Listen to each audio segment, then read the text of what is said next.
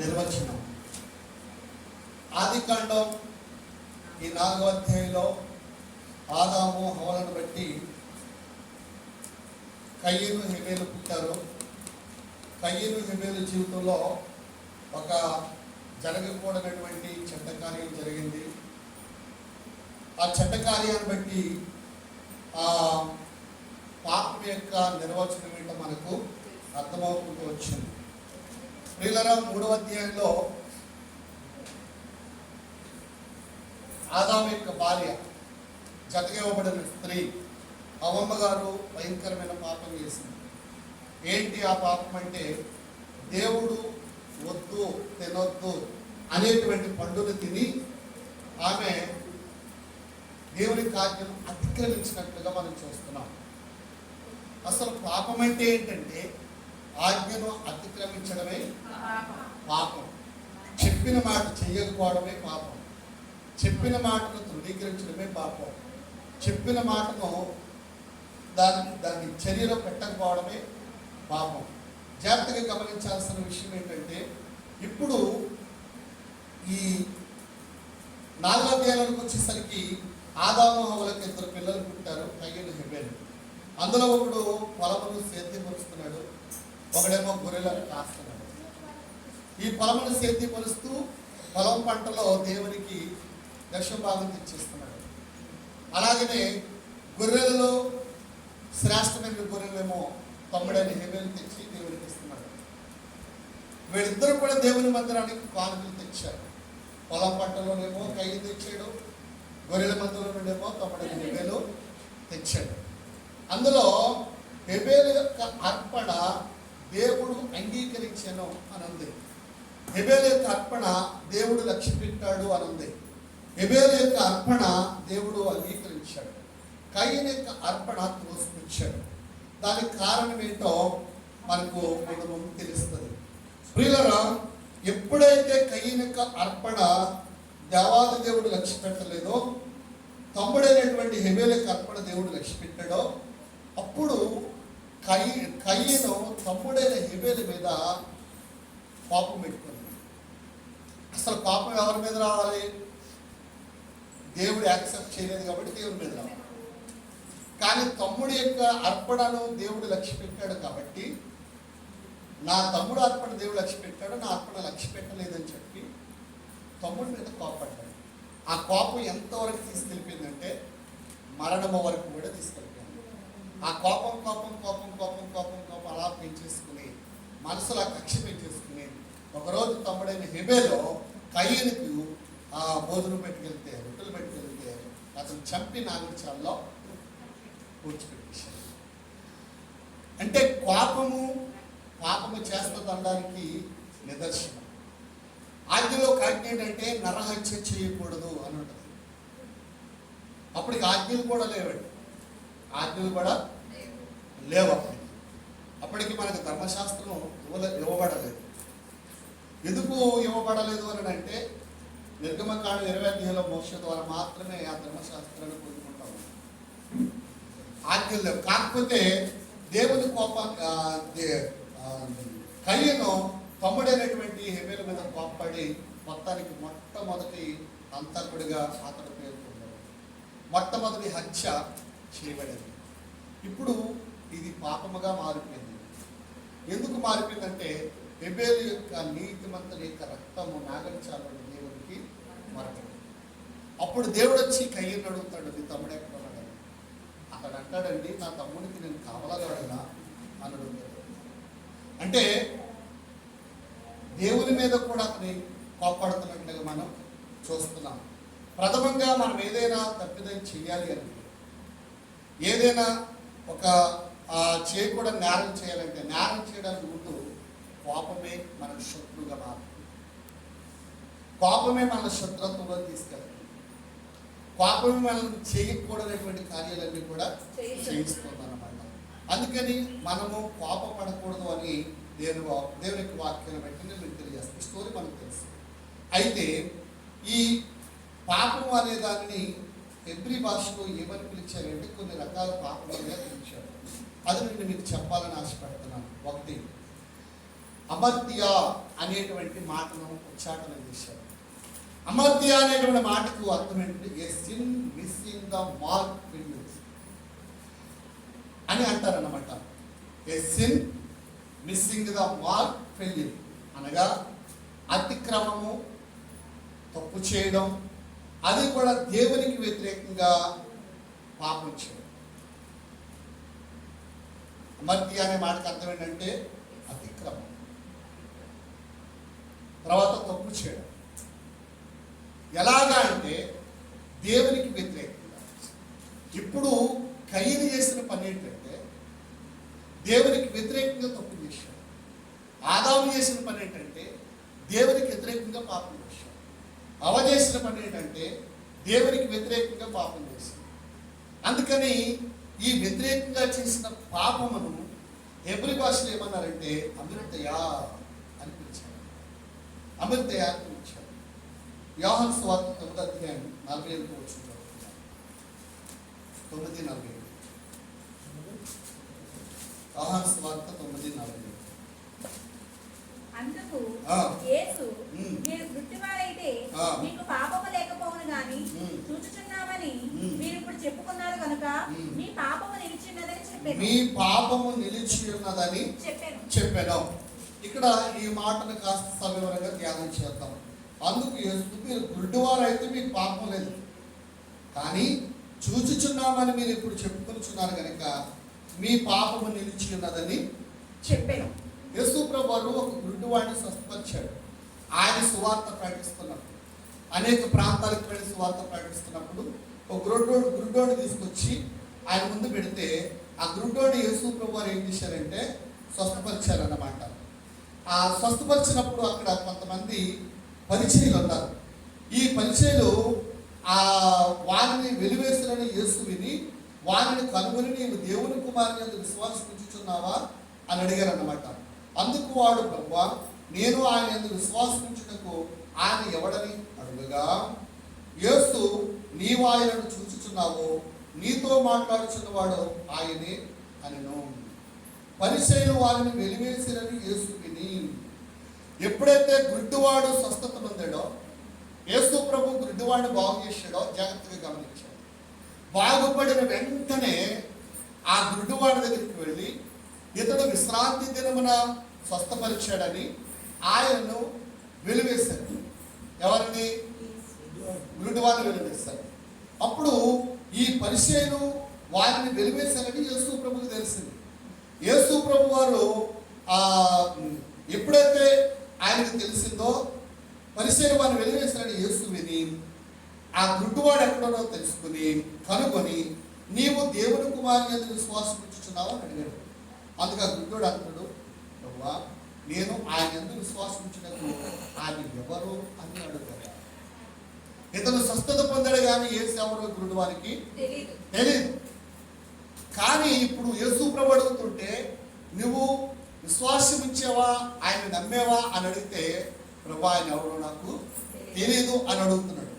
ఆయన ఎవరో తెలియదు అని అడుగుతుంటే అప్పుడు యేసు ప్రభు అంటాడు నువ్వు ఇప్పుడు ఆయన చూస్తున్నావు అన్నాడు. నువ్వు ఇప్పుడు ఆయన్ని చూస్తున్నావు అంటే ఎదురుగా నిలబడి మాట్లాడేది ఎవరన్నమాట?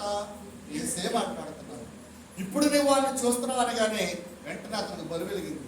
ఆహా నా ఎదురుగా ఉన్నవాడు యేసు అనుకున్నాడు.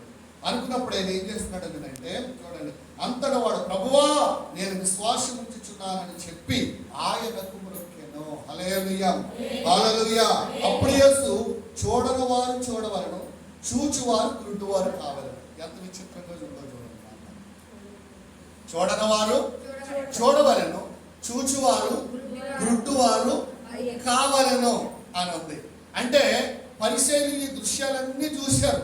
యేసు ప్రభువును బాగు చేయడం చూశారు, యేసు ప్రభు గుడ్డివాడిని బాగు చేయడం చూశారు, యేసు ప్రభు గుడ్డివాడిని కళ్ళవడం చూశారు. వాడు చూస్తున్నాడని కూడా సంగతి తెలుసు. అయినా పరిచయులు ఆయన వెలిగిస్తారు. అరే ఒకడు బాగుపడ్డాడు పర్వాలేదు మనలో అని అనుకున్నారా? వాడు అనుకున్నారా? అనుకోలేదండి. వాడు బాగుపడకూడదనో ఏంటో వాడు వెలిగిస్తారట. ఎందుకే ఆ గుడ్డోడు చేసిన తప్పేంటి చెప్పండి? వెళ్ళడానికి ఆ గుడ్డోడు చేసిన తప్పేంటండి? ఇప్పుడు ఒకడో త్రాగుబోతు గానో, పాపిష్టి వాడు గానో, దుర్మార్గుడు గానో, జోదగాడు గానో, దొంగ గానో ఉన్నవాడు యేసు ప్రభు నమ్ముకున్నా అన్ని వదిలిపెట్టేసి చెడ్డ పనులన్నీ మానేసి మంచోడు అయిపోతున్నాడు. ఇప్పుడు కక్ష అంతా ఎవరి మీద? ఆడు ఎందుకు మంచిగా మారిపోయాడు, యేసు ప్రభువులోకి ఎందుకు వెళ్ళిపోయాడని. యేసు ప్రభువులోనికి రాబట్టే వాడి జీవితం మారింది. వాడు చెడ్డగుణాలని పోయాయి, మంచోడు అయిపోయాడు. ఈ మంచోడు అయిపోయినందుకు ఆడు త్రాగుబోతుగా ఉన్నప్పుడు ఎవడు మాట్లాడేది వాడి గురించి, జోదిగాడిగా ఉన్నప్పుడు ఎవరు మాట్లాడేది వాడి గురించి, లేకపోతే వాడు తప్పు చేస్తున్నప్పుడు ఎవరు వాడిని మందలించలేదు, వాడు నరహంతకుడిగా ఉన్నంతసేపు వాడు ఎవడు మందలించలేదు. ఇప్పుడు మారిపోయి బైబిల్ పట్టుకుని గుడికొస్తున్నాడే, ఇప్పుడు పడ్డది కన్నాడు మీద, మంచోడు అయినందుకు ఇప్పుడు పడ్డదండి కన్ను వాడి మీద. అని అంటారు యేసులోకి ఇప్పుడు దిగేసో, నువ్వు ఏది పత్రం యేసులోకి. వాడేదో యేసులోకి వచ్చి ఓ 10 మంది జీవితాలు పాడు చేసినట్టు, 10 మందిని నరికేసినట్టు, నరహత్య చేసినట్టు మాట్లాడతారండి. అలా మాట్లాడుతున్నారు ఇప్పుడు. ఎలా అర్థమవుతుందా? ఉన్నారు కదా, ఎవరు మాట్లాడుతున్నారు? ఆడు చూపు పొందినది కంటే వాడిని వెళ్ళేసారు. ఇది ఎక్కడ విచిత్రం కదండి. దేవుని హల్లెలూయా హల్లెలూయా హల్లెలూయా. చెడ్డోడి మీద పడతారండి, చెడ్డోడి మీద కావాలి, చెడ్డోడి మీద చిత్తపడి పడేస్తారండి కదండి. అలా చూపునందు ఇప్పుడు ప్రభు ఏమంటాడంటే, విశ్వాసం ఉంచుతున్నావా దేవుడికి మాట్లాడిందంటే ఎవరో తెలిస్తే కదా నాకు, నువ్వు చూస్తున్నావని కానీ ప్రభువా నేను నమ్ముతున్నాను. అప్పుడు గుడ్డివారు చూచుచున్నారు, చూడవాలండి, చూచుచున్నవారు గుడ్డివారు. ఇప్పుడు ఈ పరిచయాలు ఎవరన్నమాట? దేవుని శక్తిని తెలుసుకోలేని గుడ్డోళ్ళు వాళ్ళు, దేవుని మహిమను తెలుసుకోలేని గుడ్డోళ్ళు వాళ్ళు.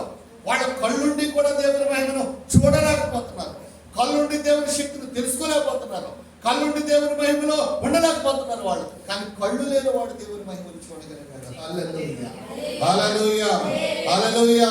కళ్ళుండి అంధకారంలోకి వెళ్ళిపోయాడు, అంధకారంలో. అందుకని ప్రియులారా, అతిక్రమించే వాళ్ళు పాపాత్ములు.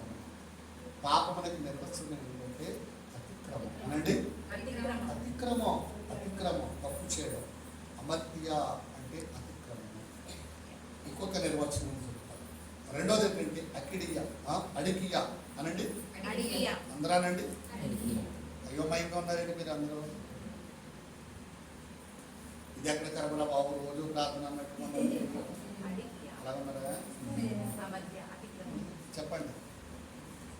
అడికియా అనండి. అడికి అనే మాటకి ఇంకొక పాప అర్థం ఏంటంటే చెడ్డ పని, దుష్టత్వము, అన్యాయము అని నిర్వచనం వస్తుంది. ఈరోజు మన అంశం ఏంటి? నిర్వచనం. పాపము అమృతయ అంటే అతిక్రమం, తప్పు చేయడం. అడిగియా అంటే చెడ్డ పని, దుష్టత్వం, అన్యాయం. ఇది కూడా పాపం కదండి అని చెప్పి రోమపత్రిక 18 వచ్చి చదువుకున్నాం. రోమపత్రిక 18 దుర్నీతి చేత సత్యమును అడ్డగించు మనుషుల యొక్క సమస్త భక్తిహీనతల మీద, దుర్నీతి మీదను దేవుని కోపము పరలోకము నుండి బయలుపరచబడి ఉన్నది. ఎందుకనగా దేవుని గూర్చి తెలియ సాక్ష్యం అనేది ఏదో. దుర్నీతి చేత సత్యమును అడ్డగించు మనుషుల యొక్క సమస్త భక్తిహీనత మీదను, దుర్నీతి మీదను దేవుని కోపము పరలోకము నుండి బయలుపరచబడుచున్నది. దుర్నీతి సత్యాన్ని ఏం చేస్తుంది? అడ్డగిస్తుంది. దుర్నీతి సత్యాన్ని ఏం చేస్తుంది? అడ్డగిస్తుంది. సత్యమును అడ్డగించడం కూడా పాపమేనండి. సత్యమును అడ్డగించడం పాపం. అది ఇప్పుడు ఏమంటాడంటే చెడ్డ పని. చెడ్డ పని ఏంటంటే సత్యాన్ని అడ్డగించడం చెడ్డ పని, నీతిని అడ్డగించడం చెడ్డ పని, మంచిని అడ్డగించడం చెడ్డ పని, మంచి చేసేటప్పుడు ఆఫ్ చేయడం చెడ్డ పని. మంచిని దేన్ననే అడ్డగించేదంతా కూడా ఏమవుతుంది అనమాట? చెడ్డ పని. అందుకని దీన్ని ఏమన్నారంటే అడిగియా అన్నారు.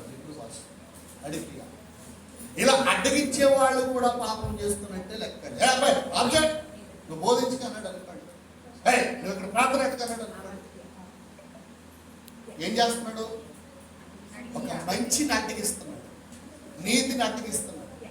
ఇక్కడ ఆడ వీళ్ళు కూడా అదే చేస్తున్నారు.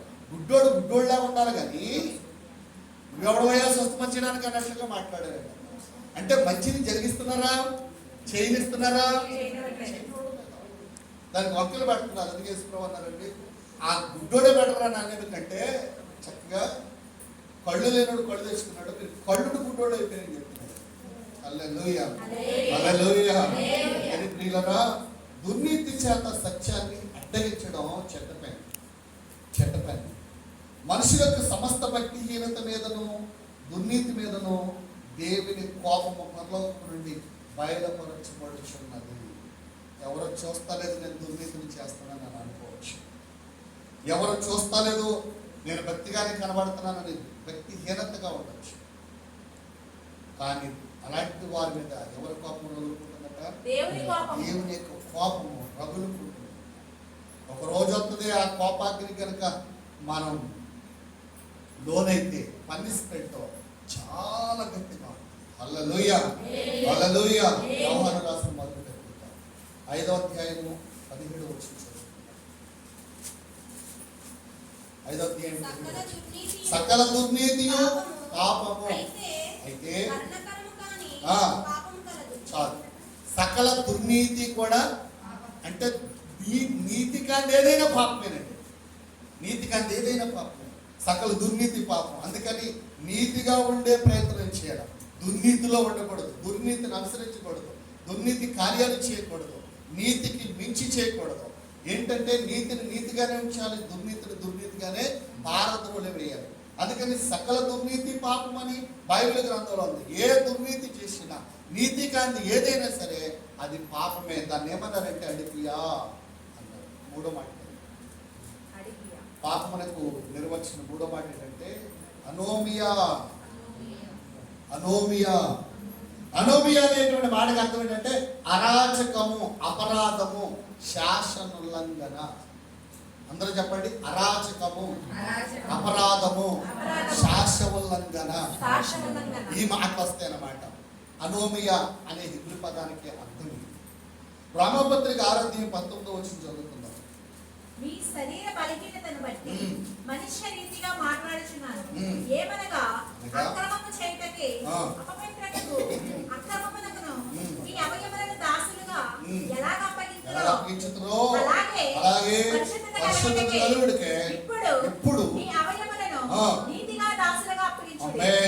మీ శరీర బలహీనతను బట్టి మనుష్య రీతిగా మాట్లాడుచున్నాను. ఏమనగా అక్రమము చేయుటకే అపవిత్రతకును అక్రమమునకును మీ అవయవములను దాసులుగా ఎలాగూ అప్పగించుతురు. అంటే కొంతమంది శరీరాన్ని దేనికి అప్పగించేశారని పౌలు గారు రోమాలో ఉన్న సంఘానికి చెప్తున్నాడంటే వారి యొక్క బలహీనతలను బట్టి ఆయన తెలుసుకుని మాట్లాడుతుంటాడు. అక్రమానికి మీ శరీరాలు అప్పగించారు, అపవిత్రతకు మీ శరీరాన్ని అప్పగించారు. అలాగనే ఇంకా దేనికి అప్పగించారు అంటే అక్రమమునకును మీ అవయవములను దాసులుగా ఉంచేశారో అని చెప్తున్నాడు. అంటే అక్రమమైన ఏ పని అంటే క్రమము లేని ఏదైనా సరే, క్రమము లేని ఏదైనా సరే అది పాపమే. క్రమంగా ఉండాలి. క్రమం అంటే ఏంటి? క్రమం అంటే ఏంటి? అదే వరుస క్రమంలో అంటే వరుస అని అర్థం. క్రమము అంటే అనుకున్నట్టుగా చేయడము క్రమం. అనుకున్నది అనుకున్నట్టుగా చేయడము క్రమం. ప్రతిరోజు యేసు ప్రభు వారు క్రమము తప్పకుండా ఒలీవల పండుగకి వెళ్ళి ప్రార్థన చేశారు. అవును కదా? మన క్రమం ఏంటంటే శుక్రవారం 10 గంటలకు ఉపవాస ప్రార్థనకు అటెండ్ అవ్వాలి, క్రమం అని. ఆదివారం 10 గంటలకు ఆరాధనకు అటెండ్ అవ్వాలి, క్రమం అని. ప్రతిరోజు బైబిల్ క్రమము తప్పకుండా చదవాలి, క్రమం అని. అలా క్రమాన్ని తప్పేమనుకోండి, అంటే టైం తప్పేమనుకోండి, దానికి క్రమం అంటారా క్రమం అంటారా? క్రమం అంటారు కదా. కాబట్టి క్రమం అంటే క్రమమే, న్యాయం అంటే న్యాయమే. అందుకని క్రమము తప్పకుండా చేయాలి. ఇప్పుడు దీన్ని ఏమన్నారంటే అనోమియా అన్నారు. ఇప్పుడు మన శరీరాలన్నిటినీ కూడా దేనికి అప్పగిస్తున్నామంట? అక్రమమైనటువంటి స్థితిలో నుండి పాపము చేయకూడదు కానీ చేస్తున్నాం. అంటే ఏం తప్పి మనం క్రమం తప్పిపోయి తినొద్దు అన్నాడు ప్రభు, కానీ తిన్నారు. ఏం తప్పారు వాళ్ళు? క్రమం తప్పారు, మాట తప్పారు. ఇస్తాను అన్నారు కానీ ఇవ్వలేదు, మాట తప్పారు, అంటే క్రమం తప్పారు. చేయాల్సిన కొన్ని పనులు చేయడం లేదు, అంటే ఏం జరుగుతుంది? క్రమం తప్పారు. ప్రతిరోజు కూడా వచ్చి డ్యూటీకి అటెండ్ అయినప్పుడు 90 అయ్యారు, కానీ సమయానికి వచ్చి 90 లేదు. ఏం జరుగుతుంది అక్కడ? క్రమం. ప్రతిది కూడా క్రమం క్రమం క్రమం క్రమ పద్ధతిలో వెళ్ళాలండి. దీన్ని ఏమన్నారంటే అనోమియా అన్నారు. ఈ అనోమియా అనే మాటకు అర్థం ఏంటంటే అరాచకము, అపరాధము, శాసనోల్లంఘన. దేవుడు చెప్పింది చేయకపోవడమే శాసనోల్లంఘన. అవును కదండి.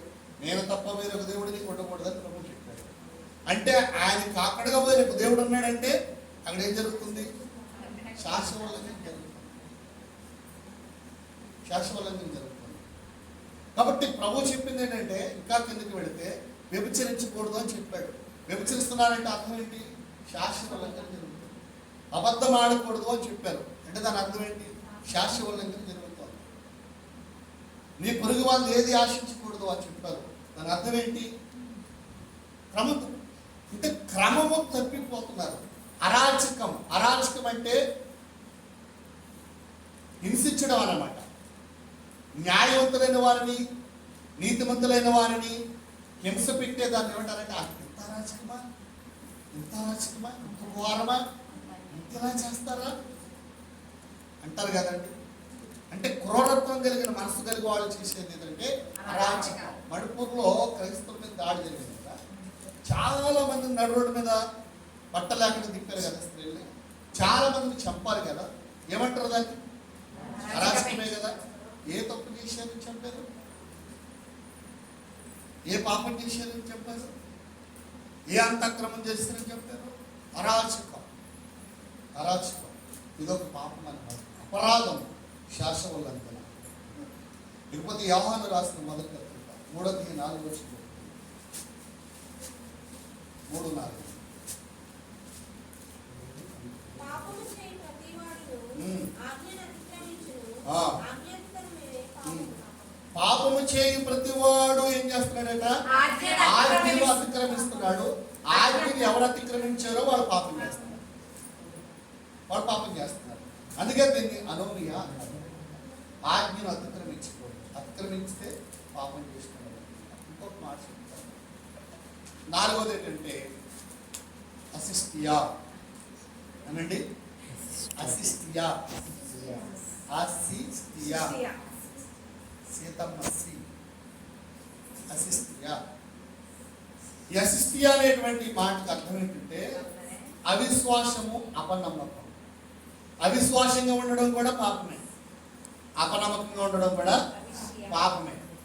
ఇప్పుడు ఎంత గుడికొచ్చి, ఎంత వాక్యం చదివి, ఎంత వాక్యం విని, ఇంత సత్యం తెలుసుకుని అవిశ్వాసంగా ఉన్నాం అనుకోండి, అది కూడా పాపమే. అపనమ్మకంగా ఉన్నాం అనుకోండి, అది కూడా పాపమే. దీన్ని హెబ్రీ భాషలో ఏమన్నారంటే అసిస్టియా అన్నారు. అందుకని అవిశ్వాసం ఉంచకూడదు. యేసు ప్రభు ఒక సందర్భంలో అంటాడు, శిష్యులు అడిగితే ప్రభా మేము ఎందుకు చీలపత్రమయ్యా అద్భుత కార్యాలు చేర్చుకుని అంటే మీ అవిశ్వాసం వలన నేను చేయలేకపోతున్నాను.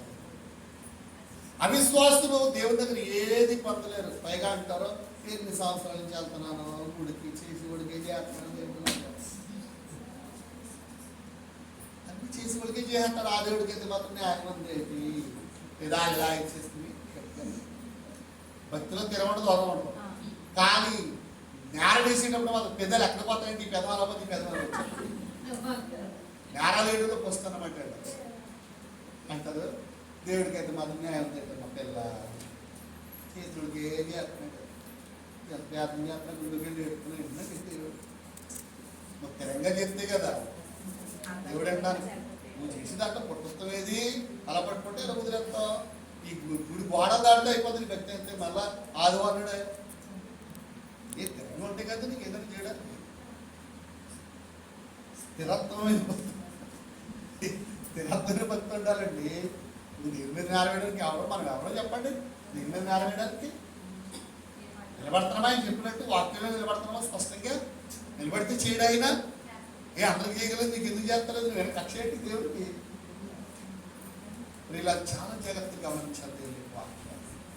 కాబట్టి అవిశ్వాసము అపనమ్మకం పెట్టుకుని ప్రార్థన పెట్టి దేవుడే కార్యం చేస్తాడు చెప్పండి? చేస్తాడా? చేయలేడు. బ్రహ్మపత్రికి కూడా దేవుడు వచ్చి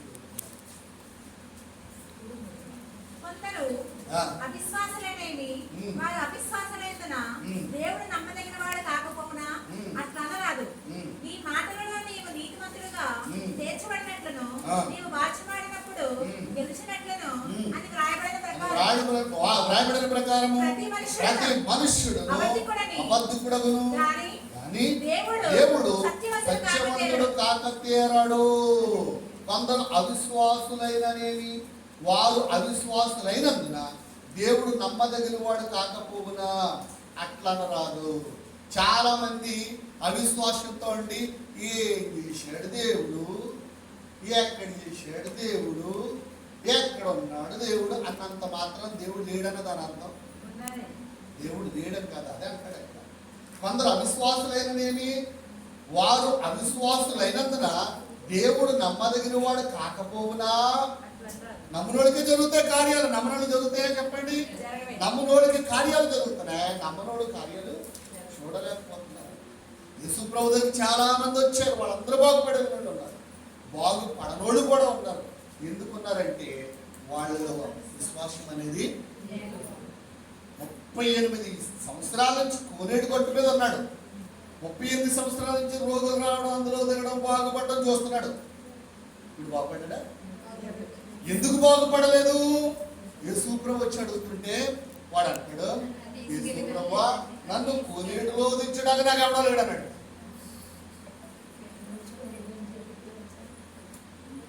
అడిగితే అమ్మాయిని పోగెడుతుంది కదండి. నోటి మాట రాకపోయినా అన్నాడు అనుకోండి, అంటే పచ్చవాత కదా వాడికి నోరు రాదండి. అంటే సైకిల్ చేస్తారు కదా, నాకేదో సహాయం చేయండి, అలాగన్నా చేయాలి కదండి. అలా ఎందుకు చేస్తాడు? తెచ్చి పెడుతున్నారు, నోట్లో పెడుతున్నారు, తినేస్తున్నాడు, ఇదే బాగుందని విశ్వాసం వచ్చిందంటారు వాళ్ళకి. పైగా ఏమని చెప్తున్నాడండి? నన్ను ఇంట్లో తెచ్చడానికి అవడలేదని చెప్తున్నాడు. పాప ఆయన కనుక సంపన్నాడు చూడు, వీళ్ళందరూ బాగుపడుతున్నాడు, వీడు ఎలా కొనుక్కోడని. ఈ కాలేజ్ అయితే ఏం చేశాడట, నువ్వు లేచి నీ పరిపెత్తు పాల్గొనని ఆయన అడుగుతా.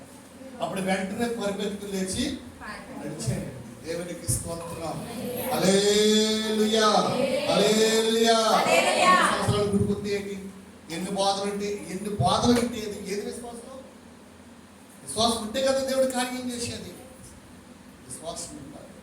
అవిశ్వాసము అపనమ్మకం. ఈ అవిశ్వాసాన్ని అపనమ్మకాన్ని తీసేయండి. రోజు తీసేస్తే దేవుడు గొప్ప కార్యాలు చేస్తాడు. డబ్బున్నప్పుడు ఆ రక్తస్రావం గల స్త్రీ యేసుప్రభు దగ్గరికి రాగలిగిందండి? అంత అయిపోయి అందరూ ఉద్రేసక ఇంకా ఒంటరిదైపోయి దిక్కుమాలది అయిపోయిన తర్వాత కర్ర తీసుకుని కూడా నడవలేని పరిస్థితిలో అప్పుడు యేసు జ్ఞాపకం వచ్చింది. వచ్చి నేను ఒగ్గేది. అప్పుడు చక్కగా మొత్తానికి పడతాలేత వచ్చి యేసుకు వెనకకు వచ్చి వస్త్రము చెంగు ముట్టుకుంటే వెంటనే ఆమె రక్తదార కట్టెలో అనంది. హల్లెలూయా, హల్లెలూయా. ఆ పనేదో ముందు చేసుకుంటే డబ్బు మిగిలిన బంధువులు మిగిలిన కదండి. ఇప్పుడు అన్నీ అయిపోయింది, ఇంకేమీ లేదు. ఆవిడ అంటండి, నా బ్రతుకు ఇంతేనని చింతపడుచుంటినమ్మ, అంతాలోనే యేసు ప్రభువు వచ్చాడు, నా ఊరు వచ్చాడు, నా వాడ వచ్చాడు, నా ఇంటికి వచ్చాడమ్మా అని అంటాడుది. చెట్టు ముట్టినంతలోనే నేను బాగుపడినమ్మ, చెట్టు ముట్టినంతలోనే నేను బాగుపడినమ్మ, అంతలోనే యేసు ప్రభువు నా ఊరు వచ్చాడమ్మ, నా ఊరు అంటే నా ఇంటి నా వాడ చెప్తున్నట్టండి యేసు ప్రభు గురించి. అయ్య బాబాయ్ వాళ్ళన్నారు, వీళ్ళన్నారు, వాళ్ళన్నారు, ఎవరి మాట వినలేదు. నేను ఇంత నెగ్లెక్ట్ చేశాను. ఈరోజు యేసు ప్రభు దగ్గర స్వయంగా నేను వెళ్ళాను. అలా ముట్టగా నేను రక్తదానం పెట్టాను. అయ్యో ఆ పని ఏదో 12 సంవత్సరాల క్రితమే చేస్తుంటే నా ఒంట్లో ఓపిక తగ్గిపోయి ఉండేది కాదు, నా డబ్బు కూడా పోయి ఉండేది కాదు, నా బంధువులు నేను దూరపరుచుకునేవాడిని దూరపరుచుకునేదాన్ని కాదు అని చెప్పి తన మనసులో అంటున్నాను. పిల్లరా, నమ్మకం మనం బాగు చేస్తుంది, విశ్వాసం మనం బాగు చేస్తుంది, అవిశ్వాసం మనల్ని బాగు చేస్తుంది.